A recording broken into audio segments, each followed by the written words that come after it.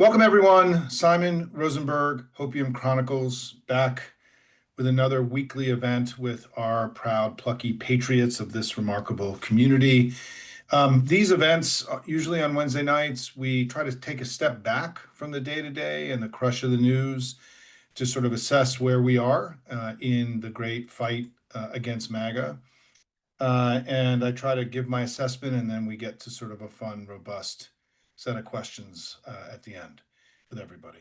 So here's where I think we are on October 29th, 2025. We are in this sort of this place that I often talk about where these two things can be true at the same time, right? One is that Trump continues to do remarkable harm to the country. That's becoming ever more clear, I think, to the American people. And that we have to act with great intensity and vigor to both mitigate the damage he's doing and to win back power. And then the second piece is that I think our movement continues to get stronger, to find its footing, to experiment and innovate, to try new things. We talk here a lot about how Americans don't have a lot of history with what we're going through. I mean, we did in the 18th century, but in recent times, perhaps what we call American exceptionalism was a hindrance for many Americans to recognize what was happening to them in their country, and that we were perhaps slow to recognize the threat that Trump and MAGA represented, that somehow this was not just within the bounds of our normal politics. Our democracy is being threatened, our country's there's enormous harm being done to America, and it's all being amplified now in the shutdown and how Trump has responded to the shutdown. And let's try to talk about that for a little bit, because we have what's in front of us now. This next week to 10 days is going to be a very consequential week in our politics. We not only have the elections coming up next week, where on the major elections, New Jersey, Virginia, and in California, which were elections that were critical for the balance of power in the country. We have sturdy leads in those races, and our candidates have performed well. And Gavin Newsom and all of you in California have done a remarkable job on Prop 50. And so thank you for all of you who've been involved in those races. We also, Mom Donnie has a strong lead in New York. There are thousands of local elections all across the country. We just had Anderson Clayton on, and they've got local elections in North Carolina on Tuesday.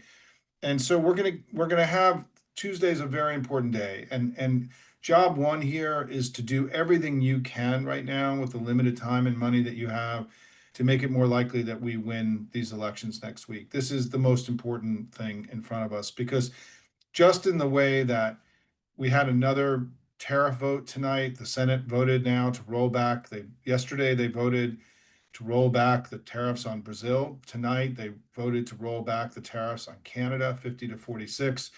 Two extraordinary rebukes of the president's economic and trade policies while he's overseas trying to negotiate trade deals. These were humiliating rebukes by the Senate of him. These are arguably the most important and significant rebukes of Trump in this term by the Congress, and because it's on something that is really central to his entire agenda and to his identity. He's overseas right now trying to clean up the mess that he's made in his outrageously reckless trade and illegal trade policy now. And so this was, a sign that, I think, as I have been arguing over the last few months, that we're at a time now where it's become impossible to ignore the harms that he's doing to the country, his escalating madness, his descent into deeper authoritarianism, and to the malevolence of his administration and his regime. And I think that the dynamic politically in the country now is that there is this greater awakening. You're seeing it in the increased number of people at No Kings, right? We had a 40% increase in the people that participated in the No Kings rallies across the country. We've seen it in the strong performance in special elections and local elections of Democrats all across the country this year. We've seen it in polling where, the Gallup poll last week, a year ago, Democrats on what's called party ID, which is, are you a Democrat or Republican? Republicans had a 4 point advantage a year ago. Now Democrats have a 7 point advantage. And we've seen Trump's poll numbers just continually drop. He's never been able to stop the downward slide. In the Economist YouGov track, he had the worst poll numbers he's had this year or in his first term, right? So in of all his, of all the polling of Trump as president, he had his worst poll in what is considered to be one of the most reliable tracking polls this week he's had. He's only at 21% approval rating with independent voters. His whole coalition that he built to win the election in 2024 has completely unraveled. And they are politically struggling, and they are struggling.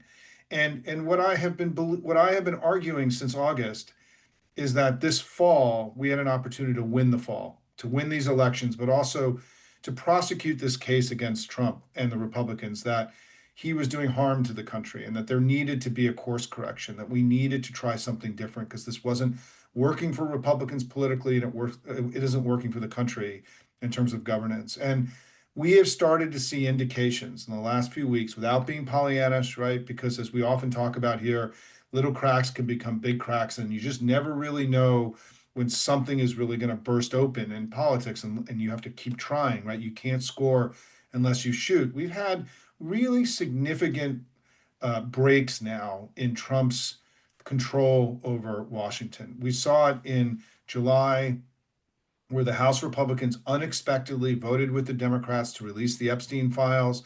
And that created such a shock, I think, in Mike Johnson and the Republican leadership that they've essentially kept the House out.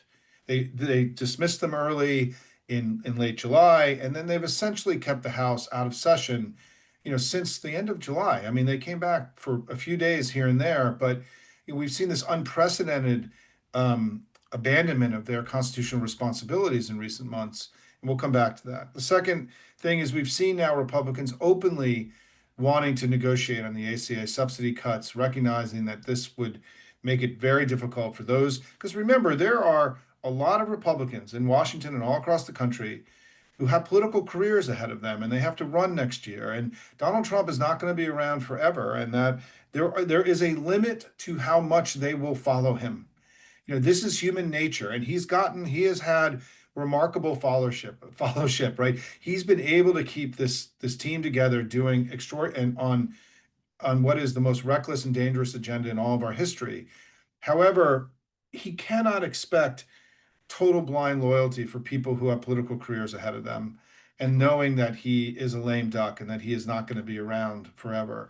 And so you've seen now the vulnerable House Republicans and some senators, openly talk about negotiating the ACA subsidy cuts. We've now seen just in the last couple of days, we also saw a series of Republicans introduce a bill to fund SNAP, right, to break with the president's rancid decision to purposely deny food benefits to the poorest people in America. That was a decision he made. That was not something that the shutdown foisted upon him. And then in the last few days, we've seen the most significant break against Trump since he became president again in January, which are these two votes on the tariffs. And we've had now four Republicans in each vote, five yesterday, four today. Tom Tillis did not vote with us tonight after having voted with us yesterday.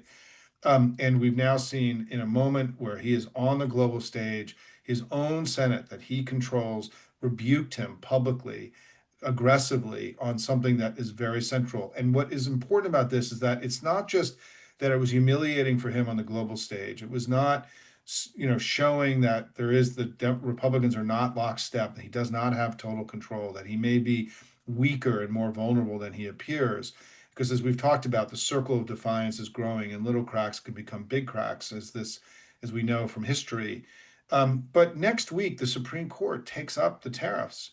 And in this week before the Supreme Court starts hearing, there's special hearing next week where they're going to be hearing arguments. The Senate has gone on record after having seen House and Senate Democrats, along with Lisa Murkowski, file an amicus brief saying that his declaration of emergency powers is illegitimate, that this is taxation without representation, it's unconstitutional and illegal. And they're going to be making the case next week in court, in the Supreme Court, for the tariffs. And to have these two votes and maybe a third, there may be a third vote repudiating Trump on his tariffs in the next 24 hours. It's a really big signal. And I don't want to overstate it, but we also shouldn't understate it. It's going to also put incredible pressure on Mike Johnson to join the Senate, to rebuke Trump on these tariffs, because these vulnerable House Republicans who are already scared about the ACA cuts and the savage attack to our healthcare, wait till they find out that they may have to vote for the tariffs at some point. I mean, this is they, if given a chance, the way these other Republicans, would they vote against the tariffs, vote against higher prices, vote against, slower economy, higher deficits, all the things that Trump's economic policy have brought? I don't know that he can count on them for votes on the tariffs. And so I think we're starting to see, what is the first meaningful break from Trump now, where people are testing how far they can go. And the reason this is happening, let's be very, very clear, is because he's failing as a president. He's not delivering economically. The economy is slowing. Layoffs have started to increase dramatically all across the country. We've all seen the news in the last few days. Inflation is rising. The deficit is exploding. Small businesses and farmers are being the tariffs and then mass deportation policy. I think that his bulldozing of the East Wing last night also reinforced that he is acting like a mad king and a mad dictator, and is impulsive and completely out of control. I think it put back on the tables these issues of him being unfit and unwell that we've been talking about. And also it's become undeniable that he's put troops in the streets and that he's, killing people in the Caribbean and the Pacific without the authorization of the Congress, illegally, unconstitutionally, just murdering people. We're using the American military, and that all of this, I think, together, I don't think it's any one piece. I think it's the whole picture together has made him more menacing and far more dangerous to just everyday people. And I think you can see it in the polling. And one thing about his polling, right, I want to make one really important point about this because it relates to the candidates in 2026, is Trump is continuing to stay, you know, at 38, 39, 40, 41, 42, in, even sometimes up to 44 in the independent polling and his job approval. But his agenda, inflation, the economy, healthcare, many of the things that he's doing that really matter to voters is much lower than that. And the thing is, the Republican candidates next year have to run on that agenda. They don't run on him. And that agenda is far less popular than he is. And so when they are looking at, what do I have to go defend? I call it defending the indefensible. The Republican agenda that they're going to have to run on is higher prices, one of the largest tax increases in American history, slower economy, exploding deficits, struggling farmers, struggling small businesses, putting people into foreign gulags, higher energy prices, devastating cuts to healthcare, savage assault on vaccines, a continued trampling of our civil rights and civil liberties, and a betrayal fundamentally of our great country and our constitutional order. This is the ugliest agenda that any candidates have had to run on in modern American history. And it's already wildly unpopular, right? Before we have started advertising around it. I mean, if you look what's happened in these races that are happening right now. I mean, Abigail Spanberger, Mikey Sherrill, comfortable leads right now. Put out in California, everybody. Congratulations. The Republicans have taken their ads off the air because they don't want to waste their money in California. And so I think that we have to be in this place where two things can be true at the same time, right? That he can be doing enormous harm to the country and to our democracy and to our standing in the world, to our economy, and to all the things that matter to all of us, but that he is doing that and bringing harm is becoming more widely understood, and it's weakening the enterprise.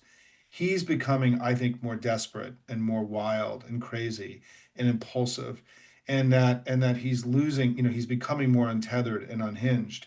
And I think that his madness has become undeniable in recent weeks. And I think that when we talk about these moments that crystallize things for people, then you never know when they're going to happen, right? Some event takes place that somehow there's a before and after. I think the bulldozing of the East Wing was a moment like this. In polling I showed you this week, it only had 25% approval, only 55% approval with Republicans. And remember, Republicans support him at 70%, 75% on most of his issues. This is the single most unpopular major thing that he's done since he's been in office this time. And I do think that I could you could just feel it in your bones that this was a desecration of something sacred to our democracy. This was a bridge too far, and I think that that's the way to think about Trump, is that he's just pushed the system and his congressional allies and all of us. He's just gone too far. He's taken too much. He's enriched himself. I mean, I didn't even get into the corruption stuff, which in recent days has become also sort of so brazen and in your face that it's hard to even comprehend the level of just outright naked corruption that we're witnessing, unprecedented in American history, right? That what we're witnessing now. Because corruption is a form of contempt for democracy. It's a contempt for our system of governance. It's a contempt for the American people because you're putting yourself above others, which is really what Trump is all about, right?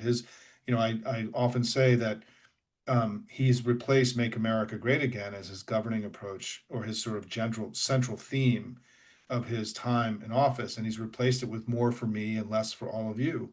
A version of "Let them eat cake," right? Which in the middle of this terrible government shutdown, where people's lives are, where bad things are happening to millions and millions and millions of people, on purpose and design, that this guy is willing to negotiate with the North Korean leader and Hamas, but he's not willing to negotiate with the Democrats in Congress. I mean, it's just an outrageous show of contempt for our political system and for America and everything that's made us great. And because he is no longer operating in a democratic framework, he is operating in an authoritarian framework. He's not operating, he's doing everything he can to show disrespect to democracy and to embrace sort of autocratic symbols like bulldozing the White House, the most famous symbol of democracy in the entire world, right? It literally was a global, for all the people in the world to see, the American president attacking this incredibly powerful symbol of democracy and liberty and freedom.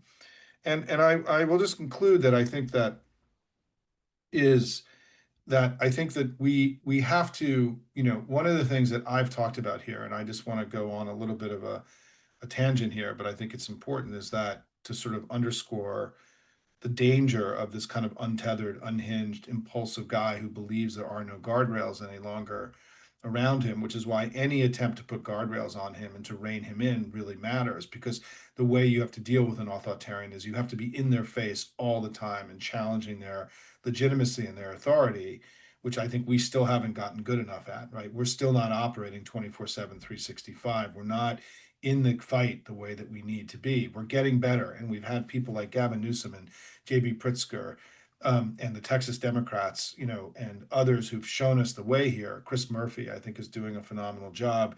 But we have to be more aggressive in the daily information war. It's just essential.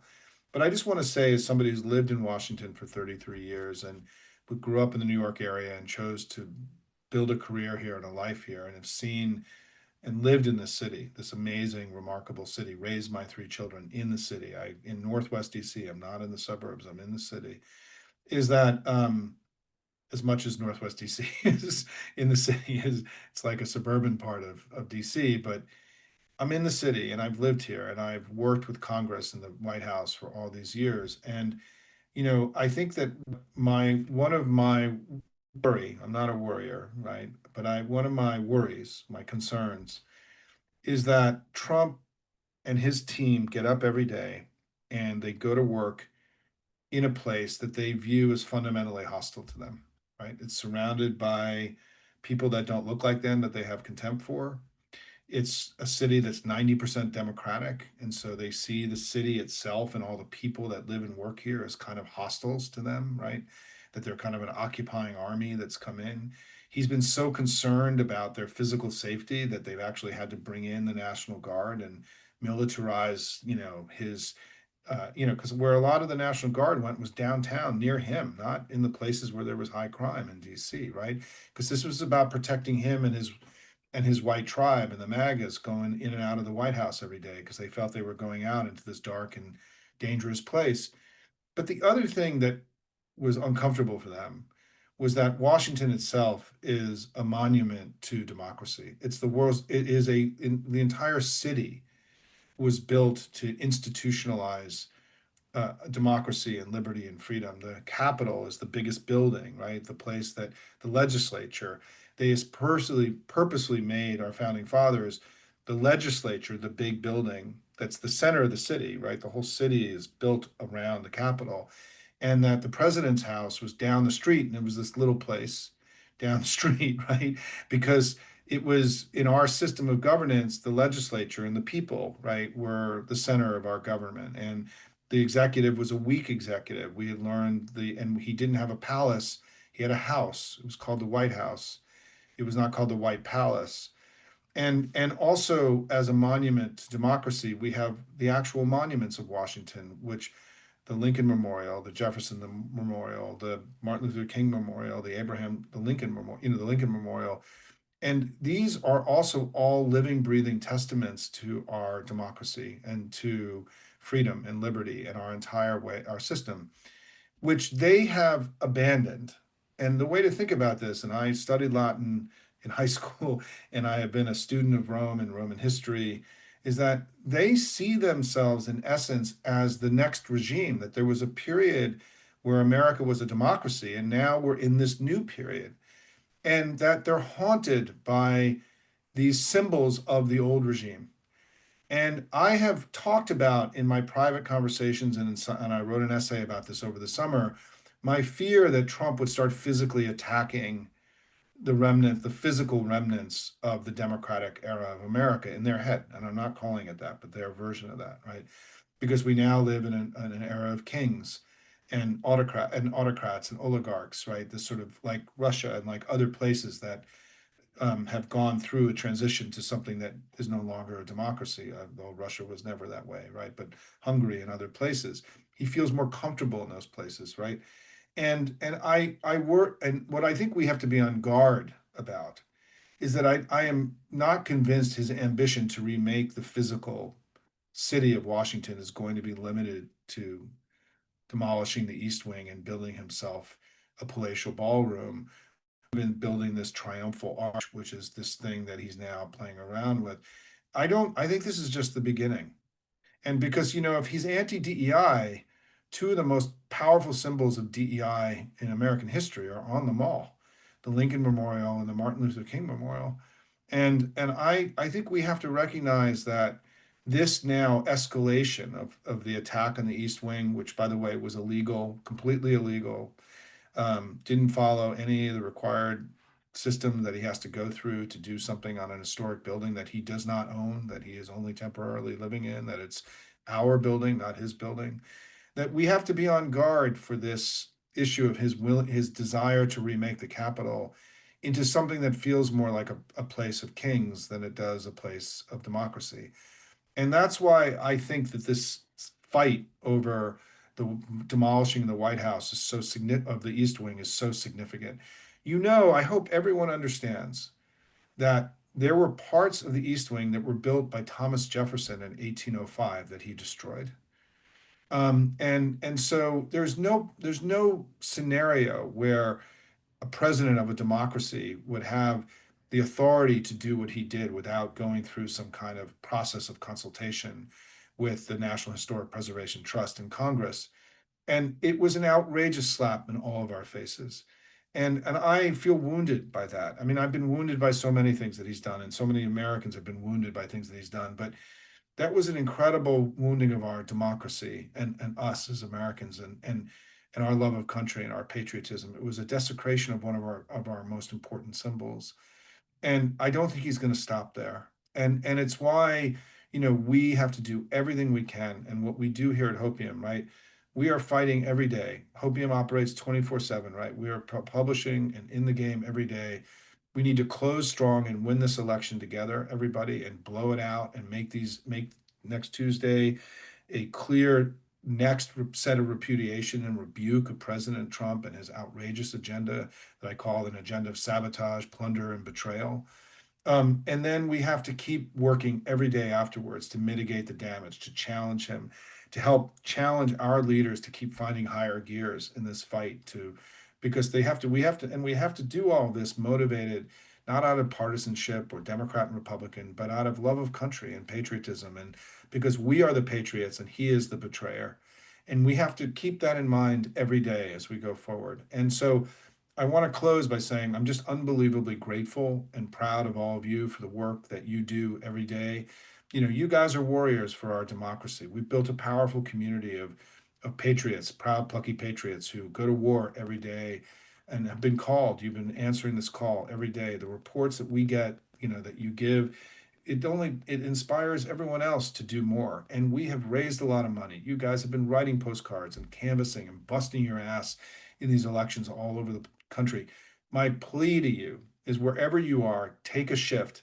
Make sure you're working this weekend and through Tuesday to make it be the election we all wanted to have. And when we get together next Wednesday, again, we'll have something very powerful to celebrate. But I want to conclude by saying also, I want to thank Tim Kaine, Senator Kaine, who's been the leader of this fight to try to roll back these destructive and illegal tariffs. We had two incredible wins here in the last 24 hours. I think some of the most powerful and important wins that we've had as an ideological, as a movement, as a pro democracy movement this year. And I just want to recognize and acknowledge Senator Kaine's leadership. I want to acknowledge the other senators that have been by his side in getting this done. I want to acknowledge the four Republicans that tonight voted Mitch McConnell, Rand Paul, um, Lisa Murkowski, and Susan Collins, who voted to rebuke the president over this reckless trade policy of his. And I want to thank the House Democrats who organized this week this powerful amicus brief that went to the Supreme Court, signed by 171 Democrats, 36 senators, including Lisa Murkowski. It was a bicameral, bipartisan letter arguing against what Trump is doing on the tariffs. This has been a defining fight for this community. You know, this has been my central obsession in terms of what we do outside of the elections. And some of you have wondered why are we focusing so much on the tariffs? Because I knew it was a weak link. I knew this was doing material harm to his own constituencies. I knew that Republicans could buckle under this because it was such an outrageous usurpation of their powers. It was such reckless economic policy. It went against, as we learned in the last week, everything that Ronald Reagan, who they still, many of them still believe is their most important leader and not this reckless and dangerous man that is now running the Republican Party, that this was something where we could get them to break, and we have in a deeply meaningful way. And I'm grateful. I want to close by saying thank you to all of you who've made phone calls on the tariff. Some of you have now called your elected leaders dozens, maybe even hundreds of times this year. I'm just so grateful for the pounding that we have done. And this is a big win, not just for the country, but it's also for our community, right? This is something that's been important to us. And I'm just so grateful for the work that you've done to help bring this about. You know, look, it's necessary but insufficient. We have so much more to do. But what we often talk about here is we got to take the wins when they come, celebrate them, honor them, and then build on them for our next wins. Our next big win, the next big day of protest is Tuesday. So make sure you're doing everything you can between now and then. Donate a little bit of extra money, sign up for another shift, go into a canvas, info war along with Hopium, right? Bring more people into the Hopium community and let's go have the election we all want to have together. Thanks everybody so much for being here tonight. Let me get to questions.